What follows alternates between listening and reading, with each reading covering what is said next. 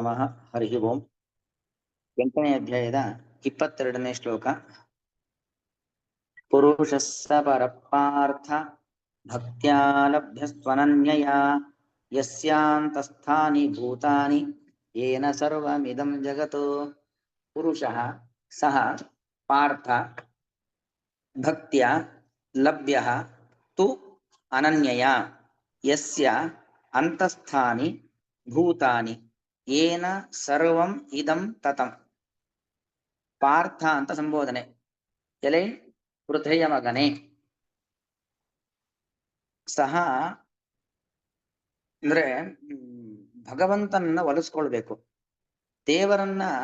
ಯಾಕಂದ್ರೆ ನೋಡಿ, ಹಿಂದೆ ಬಂದದ್ದು ಅವ್ಯಕ್ತೋಕ್ಷರ ಇತ್ಯುಕ್ತ ತಮಾಹು ಪರಮಾಂ ಗತಿಂ ಯಂ ಪ್ರಾಪ್ಯ ನ ನಿವರ್ತಂತೆ ತದ್ಧಾಮ ಪರಮಮ್ಮ. ಭಗವಂತನನ್ನ ಸೇರಿದ್ವಿ ಅಂದ್ರೆ ಮತ್ತೆ ಹಿಂದೆ ಬರತಕ್ಕಂತ ಒಂದು ವ್ಯವಸ್ಥೆ ಇಲ್ಲ. ಭಗವಂತನ ಲೋಕದಲ್ಲಿ ಶಾಶ್ವತವಾಗಿ ಇರತಕ್ಕಂಥದ್ದು. ಹಾಗಾದ್ರೆ ಭಗವಂತನನ್ನ ಸೇರಬೇಕು ಅಂದ್ರೆ ಭಗವಂತನ ಕೃಪೆಗೆ ನಾವು ಪಾತ್ರರಾಗಬೇಕು.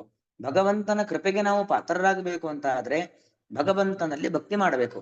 ಆ ಭಗವಂತನಲ್ಲಿ ಭಕ್ತಿ ಮಾಡೋದ್ರಿಂದಾಗಿ ಭಗವಂತನ ಕೃಪೆಗೆ ನಾವು ಪಾತ್ರರಾಗ್ತೇವೆ ಅನ್ನೋದನ್ನ ಕೃಷ್ಣ ಹೇಳ್ತಿದ್ದಾನೆ. ಪಾರ್ಥ ಅನನ್ಯಯ ಭಕ್ತ್ಯಾ ಲಭ್ಯ. ಭಗವಂತನನ್ನ ನಾವು ಹೇಗೆ ಪಡಿಬಹುದು, ಭಗವಂತನ ಅನುಗ್ರಹಕ್ಕೆ ಹೇಗೆ ಪಾತ್ರರಾಗಬಹುದು ಅಂತ ಹೇಳಿದ್ರೆ ಅನನ್ಯಯ ಭಕ್ತ್ಯಾ ಲಭ್ಯ. ಭಗವಂತ ಅನನ್ಯವಾದ ಭಕ್ತಿ. ನ ವಿದ್ಯತೆ ಅನ್ಯಸ್ಮಿನ್ ಭಕ್ತಿ. ಬೇರೆ ಎಲ್ಲೂ ಭಕ್ತಿ ಇರಬಾರದು. ಕೇವಲ ಭಗವಂತನಲ್ಲೇ ಕೇಂದ್ರೀಕೃತವಾದ ಭಕ್ತಿಯಾಗಿರ್ಬೇಕು. ಅನನ್ಯಯ ಭಕ್ತಿಯ ಲಭ್ಯ. ಅನನ್ಯವಾಗಿರ್ತಕ್ಕಂಥ ಭಕ್ತಿಗೆ ಭಗವಂತ ಒಲಿಯುತ್ತಾನೆ ಅಂತ ಹೇಳ್ತಾರೆ. ಭಕ್ತಿಯ ಅನನ್ಯಯ ಲಭ್ಯ. ಸಹ ಪರಹ ಪುರುಷ. ಭಗವಂತ ಪರಪುರುಷ, ಎಲ್ಲರಿಗಿಂತಲೂ ಕೂಡ ಉತ್ತಮನಾದಂತ ಪುರುಷ, ಸರ್ವಾಂತರ್ಯಾಮಿಯಾಗಿರ್ತಕ್ಕಂಥ ಭಗವಂತ ಅನನ್ಯಯ ಭಕ್ತಿಯ ಲಭ್ಯ. ಅನನ್ಯವಾದ ಭಕ್ತಿ. ಅನನ್ಯವಾದ ಅಂದ್ರೆ ಅನ್ಯ ಅಸಾಧಾರಣಯ ಅಂದ್ರೆ ಬಹಳ ಉತ್ಕೃಷ್ಟವಾದ, ಶ್ರೇಷ್ಠವಾದ. ಅಂದ್ರೆ ಇನ್ಯಾರನ್ನು ಕುರಿತು ಅಂತಹ ಉತ್ಕೃಷ್ಟವಾದ ಭಕ್ತಿ ಮಾಡಬಾರದು. ದೇವರಲ್ಲಿ ಎಷ್ಟು ಎತ್ತರದ ಭಕ್ತಿ ಮಾಡ್ತೀವೋ, ಎಷ್ಟು ಶ್ರೇಷ್ಠವಾದ ಭಕ್ತಿಯನ್ನ ಮಾಡ್ತೀವೋ ಅಂತಹ ಶ್ರೇಷ್ಠವಾದ ಎತ್ತರವಾದ ಭಕ್ತಿಯನ್ನ ಕೇವಲ ದೇವರಲ್ಲಿ ಮಾಡಬೇಕು ಹೊರತು ದೇವರನ್ನ ಬಿಟ್ಟು ಮತ್ತಾರಲ್ಲೂ ಕೂಡ ಮಾಡಲೇಬಾರದು. ಅಂತಹ ಶ್ರೇಷ್ಠವಾದ ಭಕ್ತಿಯನ್ನ ಭಗವಂತನಲ್ಲಿ ನಾವು ಮಾಡಿದ್ವಿ ಅಂತ ಆದ್ರೆ ಆಗ ಭಗವಂತ ನಮಗೆ ಲಭ್ಯ. ಲಭ್ಯ ಅಂದ್ರೆ ಪ್ರಾಪ್ಯ ಅಂತ ಅರ್ಥ. ನಾವು ದೇವರನ್ನ ಪಡಿಬಹುದು, ದೇವರ ಅನುಗ್ರಹಕ್ಕೆ ಪಾತ್ರರಾಗಬಹುದು ಅಂತ ಅರ್ಥ. ಯಸ್ಯ ಅಂತಸ್ಥಾನಿ, ಯಾರವನು ಭಗವಂತ? ಪರಪುರುಷ ಅಂದ್ರೆ ಯಾರು? ಯಸ್ಯ ಅಂತಸ್ಥಾನಿ ಭೂತಾನಿ, ಯಾರ ಒಳಗಡೆ. ಯಸ್ಯ ಅಂದ್ರೆ ಯಾರು ಅಂತ ಅರ್ಥ. ಯಾವ ಭಗವಂತನ ಒಳಗಡೆ ಅಂತಾಯೇ ತಿಷ್ಠಂತೀತಿ ಅಂತಸ್ಥಾನಿ, ಒಳಗಡೆ ಇದ್ದಾನೆ ಎಲ್ಲ ಭೂತಗಳು, ಅದು 84 ಲಕ್ಷ ಜೀವಿಗಳು, ಜಡ ಪದಾರ್ಥಗಳು ಎಲ್ಲವೂ ಕೂಡ ಭಗವಂತನ ಒಳಗೆ ಇದ್ದಾವೆ. ಯಸ್ಯ, ಯಾವ ಭಗವಂತನ ಅಂತಸ್ಥಾನಿ ಭೂತಾನಿ, ಒಳಗೆ ಸಮಸ್ತ ಬ್ರಹ್ಮಾಂಡವಿದೆ. ಏನ ಸರ್ವಮಿದಂ ತತಂ, ಯಾವೆಲ್ಲರೂ ಭಗವಂತನ ಒಳಗಿದ್ದೇವೆ. ಇಡೀ ಜಗತ್ತನ್ನ ವ್ಯಾಪಿಸಿಕೊಂಡು ಭಗವಂತ ಇದ್ದಾನೆ. ಅಂದ್ರೆ ಅರ್ಥ ಏನಾಯ್ತು? ನಮ್ಮ ಒಳಗೂ ಭಗವಂತ ಇದ್ದಾನೆ, ನಮ್ಮ ಹೊರಗೂ ಭಗವಂತ ಇದ್ದಾನೆ. ಹೀಗೆ ಚೇತನ ಮತ್ತು ಅಚೇತನ ಎರಡು ರೀತಿಯಾಗಿರ್ತಕ್ಕಂಥ ವಸ್ತುಗಳು, ಜಡ ವಸ್ತು ಮತ್ತು ಚೈತನ್ಯಗಳು. ಇದರ ಒಳಗೆ ಹೊರಗೆ ಎಲ್ಲಾ ಕಡೆ ಇರತಕ್ಕಂಥ ಭಗವಂತ, ಎಲ್ಲ ಕಡೆ ವ್ಯಾಪಿಸಿರ್ತಕ್ಕಂಥ ಭಗವಂತ ಅಂತ ಏನಿದ್ದಾನೆ ಅವನೇ ಸಹ ಪರಹ ಪುರುಷ. ಅವನು ಪರಪುರುಷ, ಸರ್ವೋತ್ತಮನಾಗಿರುವಂತ ಒಂದು ದಿವ್ಯವಾದ ಶಕ್ತಿ. ಆ ಶಕ್ತಿ ಅಂತ ಏನಿದೆ ಭಗವಂತ, ಅವನನ್ನು ಪಡಿಬೇಕು ಅಂತಾದ್ರೆ ಅನನ್ಯವಾದ ಭಕ್ತಿ ಮಾಡಬೇಕು. ಅಂದ್ರೆ ಬೇರೆ ಯಾರಲ್ಲೂ ಕೂಡ ಅಂತಹ ಭಕ್ತಿಯನ್ನ ಮಾಡಬಾರ್ದು. ಅಷ್ಟು ಶ್ರೇಷ್ಠವಾದ ಭಕ್ತಿಯನ್ನ ಭಗವಂತನಲ್ಲಿ ಮಾಡಿದ್ವಿ ಅಂತಾದ್ರೆ ಅಂತಹ ಅಂದ್ರೆ ಅನ್ಯ ಅಸಾಧಾರಣ ಭಕ್ತಿ ಅಂತ ಅರ್ಥ. ಕಾಮನ್ ಆಗಿ ಎಲ್ಲರ ಮೇಲೂ ಭಕ್ತಿ ಮಾಡ್ತೀವಿ. ನಾನ್ ಕಾಮನ್ ಅಂತ ಕಾಮನ್ ಭಕ್ತಿ ಅಲ್ಲ, ಎಲ್ಲರಲ್ಲೂ ಮಾಡುವಂತ ಭಕ್ತಿ ಅಲ್ಲ. ಬೇರೆ ಏನೋ ಸುಮ್ಮನೆ ನಮ್ಮ ಸ್ವಾರ್ಥವನ್ನ ಪಡಲಿಕ್ಕೋಸ್ಕರವಾಗಿ ಮಾಡತಕ್ಕಂಥ ಭಕ್ತಿ ಅಲ್ಲ. ಅನನ್ಯ ಸಂಪಾದಿಸ್ಲಿಕ್ಕೋಸ್ಕರ ಮಾತ್ರ ಭಕ್ತಿಯನ್ನ ಮಾಡಬೇಕು. ಅಂತಹ ಭಕ್ತಿಯಿಂದಾಗಿ ಭಗವಂತ ನಮಗೆ ಲಭ್ಯನಾಗ್ತಾನೆ. ಅಲ್ಲಿಗೆ ಭಗವಂತ ನಲ್ಲಿ ನಾವು ಭಕ್ತಿ ಮಾಡಿದ್ವಿ ಅಂತ ಆದ್ರೆ ಭಗವಂತನ ಅನುಗ್ರಹಕ್ಕೆ ಪಾತ್ರರಾಗ್ತೇವೆ.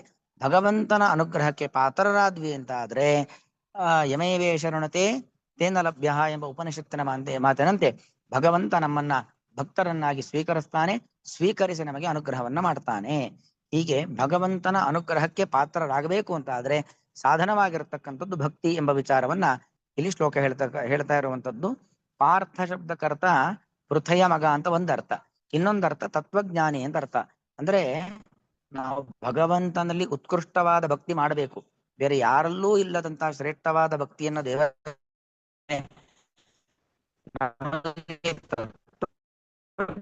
ಇರಬೇಕು.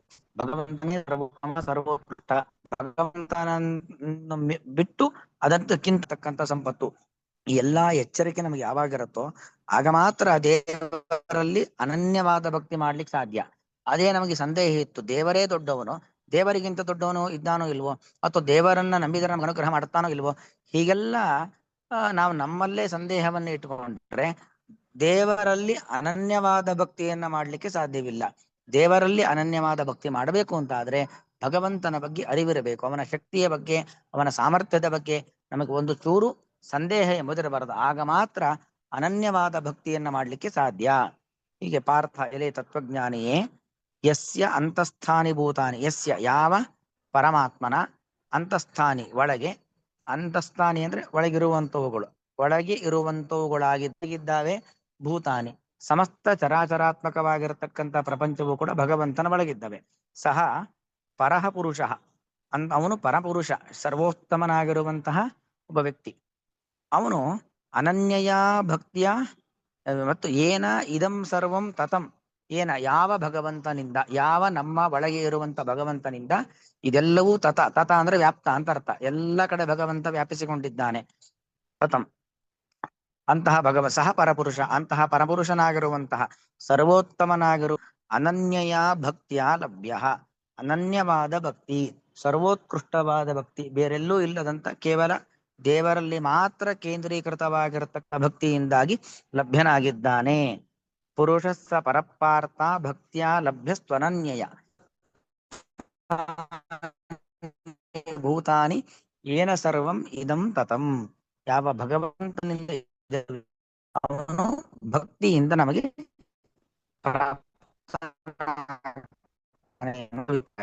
ಶ್ರೀಕೃಷ್ಣ.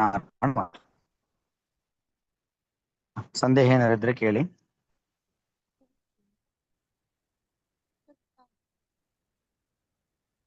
ಗುರುಗಳು ನಮಸ್ಕಾರ. ಹರೇ ರಾಮ ಗುರುಗಳು. ತತ್ತಮ್ ಇದು ಅರ್ಥ ಗೊತ್ತಾಗ್ಲಿದೆ ಇದರಲ್ಲಿ, ಸರ್ವವಿಧಂ ತತ್ತಮ್ ಅಂತ.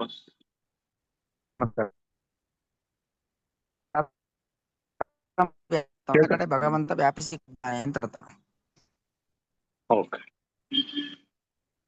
ಎಲ್ಲ ಕಡೆ ವ್ಯಾಪಿಸಿದ್ದಾನೆ ಅಂತ ಅರ್ಥ. ಮುಂದಕ್ಕೆ ಹೋಗ್ತಾ ಇದ್ದೀನಿ.